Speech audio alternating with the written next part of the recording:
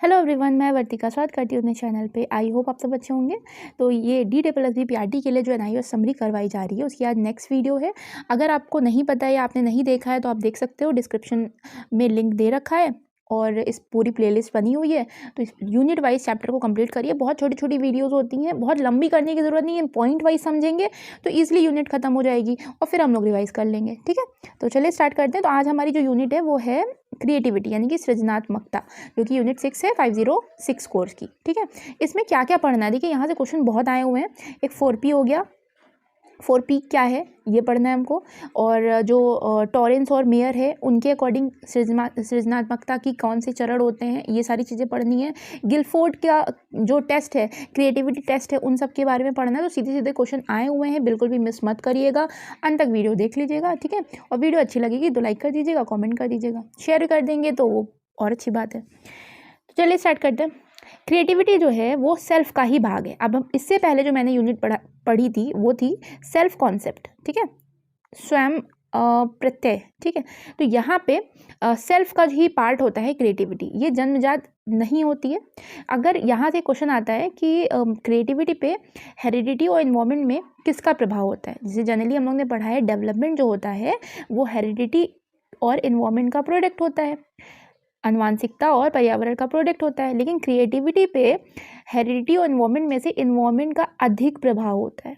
ठीक है, तो क्रिएटिविटी जो क्रिएटिव लोग होते हैं उनका जो इन्वायरमेंट होता है, पर्यावरण होता है, उसका प्रभाव अधिक होता है, याद रखिएगा।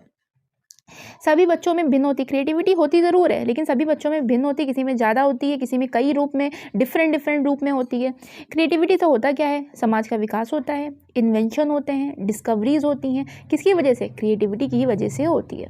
ठीक है, जो क्रिएटिव बच्चे होते हैं ये बहुत अधिक चौकस होते हैं, बहुत एक्टिव होते हैं, संयमी होते हैं, मज़ा पसंद मतलब मज़ा करने वाले होते हैं, हास्यास्पद हंसी मजाक करके बात करने से नहीं कतराते हैं। यानी कि यह जो क्रिएटिव बच्चे होते हैं वो आसानी से अपनी बात को कह देते हैं बिना हेजिटेट हुए। अब डेविस ने एक रिसर्च की थी जिसके अनुसार ये पाया कि होता क्या है, जैसे जैसे अगर जो छोटा बच्चा है और एक बड़ा बच्चा है तो जो छोटे बच्चे में क्रिएटिविटी होती है बहुत हाई होती है, और जो जैसे जैसे एज बढ़ती है क्रिएटिविटी कम हो जाती है। तो ये डेविस ने अपनी एक रिसर्च में बताया कि 5 वर्ष की एज तक जो 90% बच्चे होते हैं उनके अंदर हाई क्रिएटिविटी होती है, जबकि 25 की एज तक आते आते केवल 2% क्रिएटिविटी बचती है। ठीक है, तो ये किसने कहा था, डेविस ने कहा था। तो आप ये क्या, इससे क्या कंक्लूजन निकलता है, इससे यही कंक्लूजन निकलता है कि क्रिएटिविटी पर एज का निगेटिव इम्पैक्ट पड़ता है, कि एज बढ़ने पे क्रिएटिविटी कम हो जाती है। जो क्रिएटिव पीपल होते हैं वो दूसरों से डिफरेंट होते हैं। ठीक है, अगर से अपनी एज के, अगर मान लीजिए कि एक 10th क्लास के बच्चे हैं तो 10th क्लास में अगर ये बच्चा क्रिएटिव है तो ये अपनी एज के जो अदर बच्चे हैं उनसे थोड़ा सा डिफरेंट होगा, असामान्य होगा, इनोवेटिव होगा। ठीक है, और कई बार मानदंडों और परंपराओं को ना मानने वाला, यानी कि नॉर्म्स और कस्टम्स को ना मानने वाला, कि कभी कभी, हमेशा नहीं, कभी कभी। ठीक है, और कभी कभी आसानी से समस्या का समाधान कर देने वाला, समस्या की खोज कर देने वाला होता है। और सबसे इंपॉर्टेंट पॉइंट जो है, ये तो बिल्कुल भी जहाँ दिखे क्रिएटिविटी में हमेशा मार्क करिएगा कि क्रिएटिव जो लोग होते हैं उनके अंदर मौलिकता होती है। अभी हम देखेंगे कि क्रिएटिव आगे पॉइंट्स हैं कि क्रिएटिव लोगों में कौन से ऐसे गुण होते हैं अकॉर्डिंग टू टॉरेंस या मेयर, तो वो सब हम पढ़ेंगे अभी। लेकिन मौलिकता का मतलब है कि ओरिजिनलिटी क्या है, अगर डिफरेंट क्या है। अगर यही व्यक्ति ये जैसे मान लीजिए मैं ही ये एग्जांपल लेती हूँ इस वीडियो का, कि मेरे वीडियो में क्या ओरिजिनलिटी, कि मैंने खुद से रीड किया फिर मैंने पढ़ाया। ऐसा भी हो सकता है कि किसी और चैनल पे भी सेम पढ़ाया गया हो लेकिन कुछ तो डिफरेंट होगा ना, कुछ मेरे हिसाब से, मेरे अकॉर्डिंग ये पॉइंट इंपॉर्टेंट है, उनके अकॉर्डिंग ये पॉइंट इंपॉर्टेंट नहीं होगा। तो ओरिजिनलिटी जो होती है वो बहुत इंपॉर्टेंट होती है क्रिएटिविटी के लिए। ह्यूमर एक पार्ट होता है क्रिएटिविटी का। फॉर एग्जांपल अगर कोई बच्चा है वो चुटकुला अपने अनुसार बना के या पहेली अपने अकॉर्डिंग बनाता है तो वो क्रिएटिव है। लेकिन किसी बच्चे ने क्या किया, टीवी में आ रहा था वही उठा के सुना दिया, तो नकल करना इज़ नॉट अ क्रिएटिविटी। याद रखिएगा, नकल करना क्रिएटिविटी नहीं होती है, ओरिजिनलिटी चाहिए होती है। अब टाइप्स ऑफ क्रिएटिविटी देखते हैं। क्रिएटिविटी 2 टाइप्स की होती है, यानी कि सृजनात्मकता 2 टाइप की होती है। पहली मौखिक और दूसरी गैर मौखिक। मौखिक क्या होती है, जिसमें भावनाओं, विचारों आदि को हम कैसे व्यक्त करते हैं, कहानी, कविताओं के थ्रू, यानी कि लिख करके भी, बोल करके भी व्यक्त कर सकते हैं। कहानियों के थ्रू, इसमें लिखना भी आ जाएगा, ऐसा नहीं कि बोलना ही होता है। ठीक है, गायन हो जाएगा, संगीत रचना हो जाएगी, फिल्म के थ्रू, तो इन सब के थ्रू हम कर सकते हैं। यहाँ पे एक पॉइंट याद रखिएगा कि एक आता है ह्यूक कविताएं,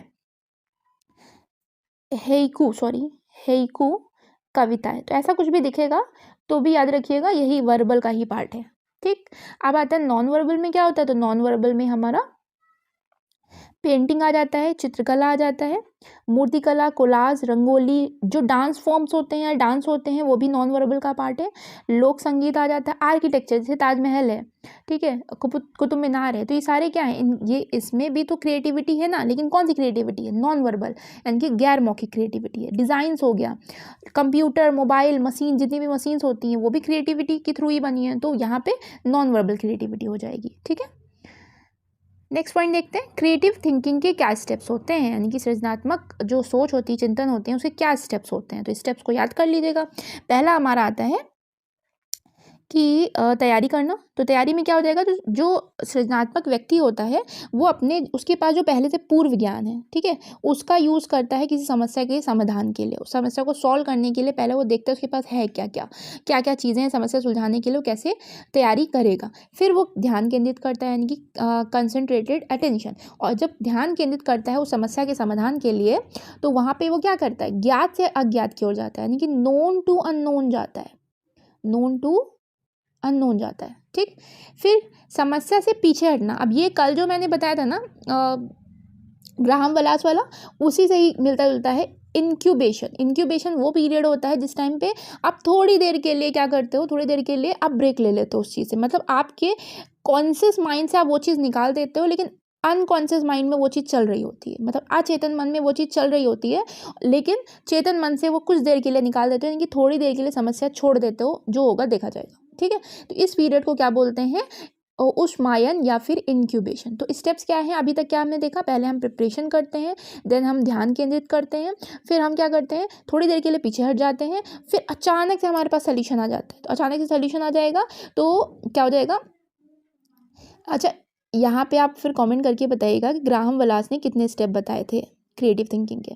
ठीक है, तो यहाँ पे फ्लैश बोलते हैं उसको, जब अचानक से हमारे पास सोल्यूशन आ जाएगा। फिर क्या होता है, सत्यापन, फिर हम वेरीफाई करते हैं। वेरीफाई ये करते हैं कि डिफरेंट टेस्ट के द्वारा या प्रयोगशाला में ये वेरीफाई करते हैं कि जो हमारा सोल्यूशन आया है वो सही है भी या नहीं। यहाँ पे इस बुक में जब आप बुक पढ़ते तो यहाँ पे मालूम है क्या दे रखा था, यहाँ दे रखा था आर्किमिडीज का जो सिद्धांत है ना, उन्होंने उसको एग्जाम्पल लेके समझाया था कि आर्किमिडीज को जब वो प्रॉब्लम आई थी तो उसने कैसे सॉल्व किया था। पहले प्रिपेयर किया था, फिर कंसंट्रेट किया था, फिर थोड़ी देर के लिए भूल गया था, वो नहाने चला गया, फिर नहाने गया, फिर अचानक से उसके माइंड में दिमाग आ गया कि जो राजा ने समस्या पूछी थी उसके ऊपर, फिर उसने यूरेका चिल्लाते हुए अपना सोल्यूशन सिद्धांत वेरीफाई कर दिया था। तो ये पूरा क्रिएटिव थिंकिंग के स्टेप्स थे। क्रिएटिविटी को प्रभावित करने वाले कारक कौन से होते हैं, तो हेरिडिटी से ज़्यादा इन्वायरमेंट प्रभावित करता है। तो अभी मैंने बताया था कि सबसे ज़्यादा किसका प्रभाव पड़ता है, इन्वायरमेंट का प्रभाव पड़ता है। अब मोस्ट इंपॉर्टेंट क्वेश्चन 4P क्या है, तो 4P यहाँ हिंदी में था, लेकिन मैंने हर जगह हिंदी लिखा है, लेकिन यहाँ हिंदी इसलिए नहीं लिखा है क्योंकि P इंग्लिश में ही है, तो P से ही याद रखेंगे तो आसानी रहेगी आपको। तो ऐसे पहले शॉर्टकट में हम लोग तैयार करते हैं। 4P का मतलब है प्रोडक्ट, प्रोसेस, पर्सन और प्रेस। प्रोडक्ट, प्रोसेस, पर्सन और प्रेस। फर्स्ट P जो है वो है क्रिएटिव प्रोडक्ट अप्रोच, इसको बोलेंगे सृजनात्मक उत्पाद उपागम। इसमें क्या होता है, इसे होता क्या है कि किसी भी जो क्रिएटिव प्रोडक्ट होता है, कोई भी प्रोडक्ट जो होता है उसकी ओरिजिनलिटी किस बात पर निर्भर करती है, एक तो दो चीज़ों से, एक तो पहला व्यक्ति से कि एक व्यक्ति क्या सोचता है, और दूसरा समाज से। ठीक है, दूसरा समाज से। फॉर एग्जांपल अगर हम एग्जांपल लें रेडियो का, ठीक है, तो रेडियो जब बना था तो उस टाइम बहुत बढ़िया था, क्रिएटिव था, ओरिजिनलिटी थी उसकी, लेकिन हुआ क्या, अभी के टाइम में क्या रेडियो की उतनी वैल्यू रह गई है, नहीं ना। तो इस तरीके से ये क्रिएटिव प्रोडक्ट अप्रोच काम करता है। नेक्स्ट है creative process approach. Process approach का मतलब है कि समय सीमा सबके लिए समान नहीं होती है। ठीक है, लोग किस प्रकार सोचते हैं, सबकी प्रक्रिया अलग अलग होती है। फॉर एग्जांपल एक व्यक्ति है A, एक व्यक्ति है B, हो सकता है उसको उसकी एक ही समस्या थी, उसको समस्या का सल्यूशन उस दिन मिल गया, लेकिन B को उस दिन नहीं मिला, अगले दिन मिला। तो यहाँ पे प्रोसेस सबका अपना अपना होता है, अलग अलग होता है। ठीक है, क्रिएटिव पर्सन अप्रोच में क्या आ जाएगा कि जो ये जानना कि व्यक्ति कैसा है, वो जो व्यक्ति है, क्रिएटिव व्यक्ति है, वो कैसा है, उसकी क्या क्या विशेषताएं हैं। फॉर एग्जांपल, इसका एक एग्जांपल बताया गया था कि अगर ए व्यक्ति है, मान लीजिए बी है, ठीक है, इसका जो IQ लेवल है वो मान लीजिए 120 है और इसका IQ लेवल मान लीजिए 80 ही है, तो ज़रूरी नहीं है कि जो 120 वाला है वो क्रिएटिव हो ही, लेकिन 80 वाला क्रिएटिव हो भी सकता है ना। तो ऐसा नहीं है कि IQ ज़्यादा होने से आप ये कह सकते हो कि वो क्रिएटिव ही होगा, तो ये नहीं कहा जा सकता, ठीक। अब जो नेक्स्ट अप्रोच है वो है क्रिएटिव सिचुएशनल अप्रोच और प्रेस। तो यहाँ पे क्या होता है, क्रिएटिविटी को सिचुएशन भी अफेक्ट करती है। मान लीजिए किसी व्यक्ति को बचपन में दुख मिला है ना, या फिर उसके माता पिता ने उससे बहुत सारी अपेक्षाएं कर ली हैं, या और बहुत सारी समस्याएं आ सकती हैं जो सामाजिक रूप से प्रताड़ित किया गया हो, ऐसा कुछ, तो उस जगह पे उसकी क्रिएटिविटी अफेक्ट होगी, ठीक है। तो क्योंकि हम पढ़ रहे थे क्रिएटिविटी को प्रभावित करने वाले कारक, उसी में आ जाता है 4P। अब हम पढ़ेंगे क्रिएटिविटी विकसित करने की क्या रणनीतियाँ हैं, कि क्रिएटिविटी को कैसे डेवलप किया जा सकता है। तो 1980 में एक रिसर्च के अनुसार एक अनुमान लगाया गया था कि क्रिएटिविटी डेवलप करने के 700 तरीके हैं, ठीक है। टोटल कितने तरीके थे, 1980 में बात कही गई थी। अब ये 700 तरीकों को 2 पार्ट में बांट दिया गया, एक है तकनीकें और दूसरे हैं शैक्षिक सामग्री। ये मैंने लिखा भी है नीचे कि ये जो 700 तरीके हैं इनको 2 भागों में बांटा गया है, एक है टेक्निक्स यानी कि तकनीकें और दूसरा है शैक्षिक सामग्री, जिसको बोलेंगे इंस्टीट्यूशनल होगा, यहाँ पे इंग्लिश गलत लिखी है मैंने, इंस्टीट्यूशनल मटेरियल हो जाएगा, ठीक है। अब यहाँ पे जो टेक्निक्स हैं ये व्यक्ति विशेष होती हैं, यानी कि पर्सन टू पर्सन वेरी करती हैं, और इसमें इनके 2 एग्जाम्पल हमको पढ़ने हैं। इस चैप्टर में हम लोग को 2 एग्जाम्पल पढ़ने हैं। एक तो ब्रेन स्टॉर्मिंग पढ़ना है, जो कि कल भी हमने थोड़ा सा पढ़ा था लेकिन आज डिटेल में पढ़ेंगे, और सेकंड है गुणों को सूचीबद्ध और चेंज करना, ठीक है। ये किसके अंदर है पढ़ेंगे, टेक्निक्स के अंदर पढ़ेंगे। और जो शैक्षिक सामग्री होती है ये ऐसे समझ लीजिए, ये शोध करके, मतलब कोई रिसर्च वगैरह करके फिर इसको ग्रुप ऑफ स्टूडेंट पे अप्लाई किया जाता है। तो इन दोनों को हम अभी डिटेल में पढ़ेंगे। तो पहला ही देखिए मेरा आ गया टेक्निक्स में ब्रेन स्टॉर्मिंग, जिसको माथा पच्ची भी बोलते हैं, है ना। हम लोगों के तो माथा पच्ची का सेंस कुछ और लगाया जाता है, लेकिन ब्रेन स्टॉर्मिंग बहुत अच्छी चीज़ है। कल भी मैंने ये चीज़ बताया था, ब्रेन स्टॉर्मिंग में क्या होता है, किसी भी प्रकार के विचार को आपको नकारना नहीं है। जो थॉट्स आपके माइंड में आते हैं, कैसे भी थॉट्स आ रहे हैं, उनको आपको सब एक्सेप्ट करना है। देन फाइनली आप उसमें से आप चुनोगे कि कौन सा सही है या फिर क्या चीज़ आंसर, क्या आपके सोल्यूशन हो सकता है। तो ये ब्रेन स्टॉर्मिंग की खोज किसने की थी, किसने डेवलप किया था, develop by Alex Osborn. Osborn नाम याद रखिएगा कि ब्रेन स्टॉर्मिंग को किसने खोज की थी, डेवलप किया था, ऑसबॉर्न ने खोज डेवलप किया था। इन्होंने बताया था कि जो थिंकिंग होती है, सोच होती है, उसके 2 स्टेजेस होती हैं। कौन कौन सी, पहला होता है विचार की अवस्था, जिसको आइडियलेशन स्टेट बोलते हैं। क्या बोलते हैं, आइडिएशन स्टेट। और दूसरा होता है मूल्यांकन अवस्था, जिसको बोलते हैं इवैल्यूएशन स्टेट। अब इन दोनों को हम जानते हैं। यहाँ पे जो ऑसबॉर्न थे, उन्होंने आइडिएशन स्टेट के 4 सिद्धांत दिए थे, ठीक है। आइडिएशन स्टेट के 4 सिद्धांत कौन कौन से हैं, मुक्त रूप से विचार करना। आप ऐसे याद रखिएगा कि ब्रेन स्टॉर्मिंग में क्या क्या चीज़ें होती हैं। तो एक तो आप फ्री हो थॉट्स को लेने के लिए, चाहे वो अजीब पागलपन वाले थॉट्स आए, महंगे थॉट्स आए, कैसे भी आए, उनको बस व्यक्त करिए। आलोचना से बचना है। अगर जैसे मान लीजिए हमारे पास भी अगर कोई समस्या चल रही है हमारे जीवन में, और उस वक्त हमारे माइंड में थॉट्स आते हैं, तो ज़रूरी नहीं कि दूसरा उसको क्रिटिसाइज़ करे। कभी कभी हम लोग खुद ही कर लेते हैं कि अरे क्या सोच रहे हो यार, ऐसा हो सकता है, लेकिन नहीं करना है। आलोचना, क्रिटिसाइज़ करने से बचना है। स्वयं को खुद भी नहीं करनी है और ना दूसरों को करने देना है, ना दूसरों के विचारों को आपको क्रिटिसाइज़ करना है, ठीक है। गुणवत्ता को जन्म देती है। गुणवत्ता को जन्म देती है, इसका मतलब ज़्यादा विचार तो ज़्यादा अच्छे विचार। ये मैंने शॉर्टकट में लिखा है। मतलब अगर मान लीजिए कोई आपके जीवन में कोई समस्या है, ठीक है, तो आपके पास अगर 5 थॉट्स आए तो 5 में से कोई 2 थॉट्स आप अच्छे मानोगे, है ना। लेकिन अगर आपके पास 15 आए तो 15 में से आप 10 थॉट अच्छे हो सकते हैं या 8 थॉट अच्छे हो सकते हैं। इसीलिए ज़्यादा जब विचार आएंगे तो ज़्यादा आप अच्छे सोल्यूशन निकाल सकते हो वहाँ से। हिचकिंग अलाउड, यानी कि लिफ्ट लेने की अनुमति है, ठीक है। तो लिफ्ट लेने का मतलब है कि अपने विचारों को दूसरे के विचारों से जोड़ सकते हैं, कि दूसरे के जीवन से आप रिलेट कर सकते हो, दूसरे के जो थॉट्स हैं उनसे आप रिलेट कर सकते हो। तो एक बार रिवाइज करते हैं। आइडिएशन स्टेज में 4 सिद्धांत कौन कौन से थे। ब्रेन स्टॉर्मिंग में 2 स्टेजेस होती हैं, एक आइडिएशन स्टेट होती है, एक इवैल्यूएशन स्टेट होती है। एक तो आप फ्री में जितने भी विचार आ रहे हैं उनको एक्सेप्ट करिए, क्रिटिसाइज नहीं करना है। ज़्यादा विचार, इसका मतलब ज़्यादा अच्छे सोल्यूशन मिलेंगे, ज़्यादा अच्छे विचार आएंगे। और लिफ्ट लेना अलाउड है, यानी कि दूसरे के विचार से आप रिलेट कर सकते हैं। क्लियर। इवैल्यूएशन स्टेज में क्या होता है, इसमें रिकॉर्ड किए गए जो विचार हैं, आपने जितने विचार लिखे हैं, रिकॉर्ड किए हैं, उनको एग्जीक्यूशन की दृष्टि से देखेंगे कि उनको एग्जीक्यूट करते टाइम मतलब उनको जब क्रियान्वयन किया जाएगा जीवन में दृष्टि से सोच विचार करेंगे, तो तब क्या होगा, ये चीज़ हम देखते हैं। ठीक है, अब हम पढ़ेंगे जो अभी टेक्निक्स में हम दो चीज़ें हमको एग्जाम्पल पढ़नी थी ना। टेक्निक्स में हमको पहले ब्रेनस्टॉर्मिंग हमने पढ़ लिया है, अब हम पढ़ेंगे गुणों को सूचीबद्ध करना व परिवर्तित करना है, यानी कि इसको इंग्लिश में कहेंगे एट्रीब्यूट लिस्टिंग एंड चेंजिंग। हर विषय के कुछ गुण होते हैं, उन्हें सूचीबद्ध करके व परिवर्तित करके क्रिएटिविटी डेवलप की जा सकती है। तो इसको एकदम शॉर्टकट में कि अगर मान लीजिए कोई टॉपिक है, उसके कई सारे गुण हो सकते हैं। जैसे फॉर एग्जाम्पल यहाँ पे इन्होंने एक बहुत अच्छा एग्जाम्पल दिया था कैलेंडर का, कि जो कैलेंडर होता है, अगर हमको कैलेंडर बनाना है तो ज़रूरी है कि हम उसको रेक्टेंगल शेप दें।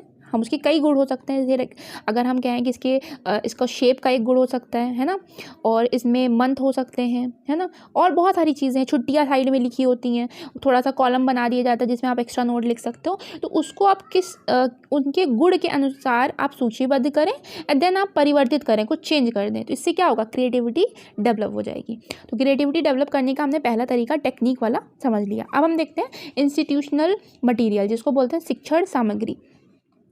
शिक्षा सामग्री का मतलब है इसको ग्रुप ऑफ स्टूडेंट पे अप्लाई किया जाएगा, रिसर्च करके बनाया गया होगा। तो इनमें किन किन लोगों ने रिसर्च किया है, हाँ, किन किन लोगों ने रिसर्च किया है इसमें, तो कोविंगटन है, क्रचफील्ड है, टॉरेंस है, क्रॉम्पली है। ये रहे हैं थोड़े से अपने विदेशी लोग जो यहाँ इंडिया के नहीं हैं, तो इनका नाम याद रख लीजिएगा। इन्होंने रिसर्च किया था, क्रिएटिविटी से संबंधित है ऐसा कुछ। ठीक है, अब इंडियंस को याद करना ज़्यादा इंपॉर्टेंट है। निरफ रैके करके हैं, देशमुख हैं, सुब्रमण्या पिल्लई हैं, भास्कर है और जरियल है। इन्होंने इस क्षेत्र में काम किया, यानी कि जो शिक्षा सामग्री है उसको डेवलप करने वाले क्षेत्र में इन्होंने काम किया। अब शिक्षा सामग्री में क्या क्या चीज़ें आ सकती हैं जो बच्चों की क्रिएटिविटी को डेवलप करेंगी। पहली सुलझाना, पहली के लिए क्या चीज़ ज़रूरी है, क्लू ज़रूरी है, याद रखिएगा। ऐसा कुछ भी क्वेश्चन आता है कि पहली के लिए क्या ज़रूरी है, क्लू ज़रूरी है। अच्छा, पहली का मतलब यहाँ पजल सॉल्विंग था एंड यहाँ है रिडल सॉल्विंग। पजल और रिडल में क्या फ़र्क होता है, पजल में देखिए, रिडल में क्या होता है, रिडल में आपका जो क्वेश्चन होता है, जैसे आज ही मैंने एक सुना कि पूछा जा रहा था कि कौन सी ऐसी सिटी है जो जहाँ आप जा नहीं सकते, तो कौन सी ऐसी सिटी है जहाँ आप जा नहीं सकते, तो ऐसा कुछ क्वेश्चन है, कौन है, क्या है, ऐसे करके। तो कौन सी सिटी है, इलेक्ट्रिसिटी है। ठीक है, तो ये रिडल सॉल्विंग हो गया इस तरीके से। तो पहली सुलझाना में ऐसे कुछ क्लू दे करके देन आपको सॉल्व करना होता है। भिन्न सोच के प्रश्न भी आ जाते हैं। प्रश्न वाला तो पूरा टॉपिक ही अभी कि क्रिएटिविटी डेवलप करने के लिए आप क्या दे सकते हो, पहली सुलझाने को दे सकते हो, रिडल सॉल्विंग देख सकते हो, डिफरेंट टाइप के प्रश्न दे सकते हो, डाइवर्स थिंकिंग के प्रश्न दे सकते हो। डाइवर्स थिंकिंग के प्रश्न का मतलब है कि डाइवर्स थिंकिंग हमने लास्ट यूनिट में पढ़ा भी था, जिसमें क्या होता है कि एक ही आंसर ना हो, मल्टीपल आंसर वो दे सके या मल्टीपल तरीके से आंसर दिए जा सके। नेक्स्ट है रहस्य सोच योजनाएं का मतलब सिर्फ चोर पुलिस वाला या डिटेक्टिव बनने वाली ऐसी कुछ कंडीशन दे दी जाए उनको। परिणाम स्थितियाँ इसमें कुछ परिणाम दे दिए जाएँ कि अगर ऐसा होता तो क्या होता, फिर अगर आप पीएम होते तो आप क्या करते। कहानी लेखन हो जाएगा, किसी टॉपिक में कहानी लिखने को दे दिया जाएगा, और पहेली निर्माण करने को भी दे दिया जाएगा कि पहेली निर्माण करिए। तो इस तरीके से क्या होगा, क्रिएटिविटी डेवलप होगी। विचार पकड़ने का तंत्र क्या है, तो विचार पकड़ने का तंत्र का मतलब होता है कि क्योंकि सोने से पहले और जागने के बाद हमारे माइंड में ही तो पूरा क्रिएटिविटी वाला, तो बिस्तर के पास एक कॉपी और पेन रखें और सोते समय जब भी कोई विचार आए, सोते समय यानी कि सोने से पहले की बात की जा रही है, तो तुरंत उसमें लिख दें। अब सोने के बाद तो कोई लिखेगा नहीं, तो यहाँ पे प्रश्न कौन कौन से पूछे जा सकते हैं, पुनः परिभाषित करने वाले प्रश्न। फॉर एग्जांपल अगर एक यहाँ पे पेन दे रखा था और जो पेन है उसकी खासियत बताई कि ये राउंड ही क्यों है या ऐसा क्यों है, तो उसको किसी भी टॉपिक को पुनः परिभाषित करने कह दिया जाए। परिणाम वाले प्रश्न कि अगर ऐसा होता है तो फिर क्या होगा, तो इस तरीके से क्वेश्चन दिए जाए। काल्पनिक प्रश्न, अगर तुम मैनेजर होते तो क्या करते। उत्तेजक प्रश्न यानी कि कोई गद्यांश दे दिया जाएगा और उसमें उनको उससे रिलेटेड कोई प्रश्न पूछा जाएगा। नए संबंधों की मांग करने वाले प्रश्न, जैसे हास्य या पागलों वाले भी इसको कह सकते हो कि फॉर एग्जांपल कि वीक और मंथ में क्या रिलेशन है, वीक और मंथ में क्या रिलेशन, एक वीक एक मंथ के बराबर क्यों नहीं हो सकता। तो ऐसे करके कि ज़बरदस्ती हंसने वाले या फिर पागलों वाले आप प्रश्न कह सकते हो। चुनौतीपूर्ण प्रश्न दिए जा सकते हैं और भविष्य की समस्या सुलझाने वाले प्रश्न दिए जा सकते हैं। इससे क्रिएटिविटी डेवलप होगी। ऐसे देखिए, ये लिखा इसलिए है क्योंकि अगर ऐसा कुछ भी ऑप्शन दिखता है तो आप बता दोगे कि हाँ, इससे क्रिएटिविटी डेवलप हो सकती है। ज़रूरी नहीं आप ये याद करो, जो याद करने वाला है वो ज़रूरी से 4P याद करने वाला था, वो जो स्टेप्स थे वो याद करने वाले थे, टॉरेंस एंड मेयर अभी पढ़ेंगे वो याद करने वाला है, तो उसको एकदम अच्छे से याद करिएगा। ये तो आप केवल आपके माइंड में होना चाहिए कि हाँ इससे क्रिएटिविटी डेवलप होती है। नेक्स्ट है सेंसिटिविटी ट्रेनिंग, यानी कि संवेदनशील ट्रेनिंग दिया जाना चाहिए। ऑब्जर्वेशन, उनको अवलोकन करने को दिया जाना चाहिए। क्लासिफिकेशन करने को दिया जाना चाहिए। अनुप्रास, अनुप्रास का मतलब क्या होता है, वो समान वर्ड वाले, जो अनुप्रास अलंकार नहीं है, समान वर्ड वाले शब्दों को चुने। बहुप्रयोग, किसी भी चीज़ है, मान लीजिए पेपर है, पेपर के कितने उपयोग हो सकते हैं, तो बहुत सारे मल्टीपल यूजेस के बारे में कहें तो इससे क्या होगा, क्रिएटिविटी डेवलप होगी। आविष्कार करने को दें, किसी टॉपिक आविष्कार में आप ऐसे दे सकते हो कि कोई नया पकवान बनाए, ठीक है, नया पकवान बनाए, उसकी फिर जो स्टेप्स हैं जो आपने बनाया है, नई कोई चीज़ बनाई है खाने में, उसके स्टेप्स को लिखें। इससे क्या होगा, क्रिएटिविटी तो डेवलप होगी। ठीक है, अब आता है टॉरेंस एंड मेयर, इसको बहुत अच्छे से याद कर लीजिएगा। टॉरेंस एंड मेयर ने क्रिएटिविटी डेवलप करने के कुछ सिद्धांत दिए थे। ठीक है, कुछ मल्टीपल प्रिंसिपल दिए थे, वो कौन कौन से। पहले तो बच्चों के विचारों का सम्मान करें, बच्चों के जो भी विचार आ रहे हैं उनको रिस्पेक्ट करनी चाहिए। कल्पनाशील और असामान्य विचार का सम्मान करें, यानी कि जो अगर इमेजिनेटिव वो सोच रहे हैं या फिर एबनॉर्मल सोच रहे हैं, जो कॉमन नहीं अनकॉमन सोच रहे हैं, उन विचारों को रिस्पेक्ट दें। बच्चों को बताएं कि अनेक विचारों का मूल है, उनके विचारों का मूल है, यानी कि उनके जो थॉट्स हैं वो वैल्यूएबल हैं, वो बहुत मूल्यवान हैं। ठीक है, उनको नकारा नहीं जा सकता, बहुत ज़रूरी है सोचना। स्वयं शुरू किए गए अधिगम को इनकरेज करें और इवेल्युएट करें। अगर किसी लर्निंग को आपने शुरू किया है तो उसको खुद प्रोत्साहन दें और फिर मूल्यांकन भी करें। ठीक है, और लास्ट स्टेप है कि कारणों और परिणामों के साथ इवैल्यूएशन को जोड़ें, कि जो रीज़न है या फिर जो कंक्लूज़न निकला है उसके साथ अपने मूल्यांकन को रिलेट करें। तो पहले क्या था कि भाई सम्मान देना है विचारों को, कैसे भी सम्मान हो, कैसे भी विचार हो उनको सम्मान देना है। बच्चों को बता दिया जाए कि उनके विचार वैल्यूएबल हैं, स्वयं से उनको इवैल्यूएट करने को कहा जाए, ठीक है, इनकरेज करने को कहा जाए, और आखिरी में परिणाम के साथ इवैल्यूएशन को रिलेट करें। ठीक है, अब आता है Edward de Bono. Edward de Bono के बारे में कल भी हमने पढ़ा था, कल भी कुछ टॉपिक था, आज भी है। एडवर्ड डी बोनो ने क्या किया है, लेटरल थिंकिंग की खोज किसने की है, तो एडवर्ड डी बोनो ने की है, जिसको पार्श्व चिंतन भी कहते हैं। इनके अनुसार, इनकी जो थीसिस थी उसके अनुसार ये था कि हम बच्चों को सोचना नहीं सिखाते हैं। ठीक है, प्रॉब्लम सॉल्व करने का जो तरीका होता है, अब लेटरल थिंकिंग क्या होती है, लेटरल थिंकिंग ये होती है कि प्रॉब्लम सॉल्व करने का जो तरीका होता है वो क्रिएटिव होता है। तो सृजनात्मक लोग ही प्रॉब्लम सॉल्व करने का मतलब प्रॉब्लम सॉल्व कर सकते हैं, ये बात लेटरल थिंकिंग में आ जाती है। असेसमेंट ऑफ क्रिएटिविटी क्या होता है, यानी कि क्रिएटिविटी का मूल्यांकन। क्रिएटिविटी का मूल्यांकन सबसे पहले किसने किया था, किसने किया था, गिलफोर्ड और टॉरेंस ने किया था। ठीक है, अगर अभी जल्दी से आप हमको बताइएगा कि क्रिएटिविटी वर्ड सबसे पहले किसने यूज़ किया था। नहीं पता है तो वीडियो के अंत तक मैं बता ही दूंगी, लेकिन अगर अभी पता है तो अभी कमेंट कर दीजिए और वीडियो के अंत में आपको पता ही चल जाएगा।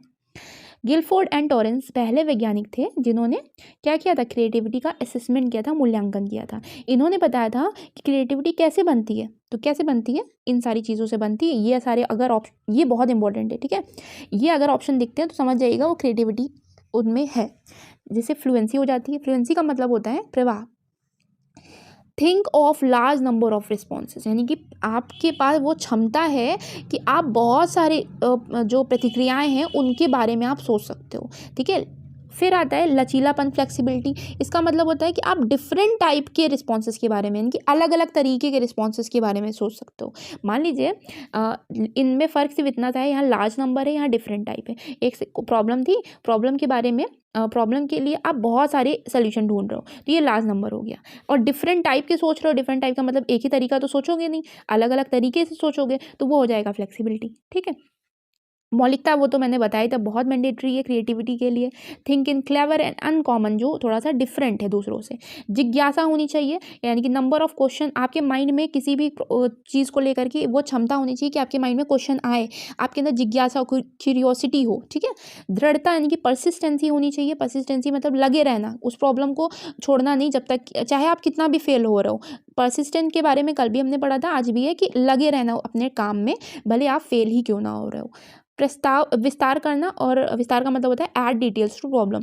फिर आखिरी में क्या होगा, आपके पास वो क्षमता होगी कि आप अपनी प्रॉब्लम में बहुत सारी विवरण जोड़ सकेंगे। ठीक है, तो यहाँ पे क्रिएटिविटी के लिए क्या क्या चीज़ ज़रूरी है, फ्लुएंसी ज़रूरी है, फ्लेक्सिबिलिटी ज़रूरी है, ओरिजिनलिटी ज़रूरी है, इंक्विसिटिवनेस ज़रूरी है, परसिस्टेंसी ज़रूरी है, इलॉबरेशन ज़रूरी है। ठीक है, इनको मैंने यहाँ एक्सप्लेन कर दिया है, अगर आपको नहीं समझ में आएगा तो एक बार फिर से रिवर्स जाके सुन लीजिएगा।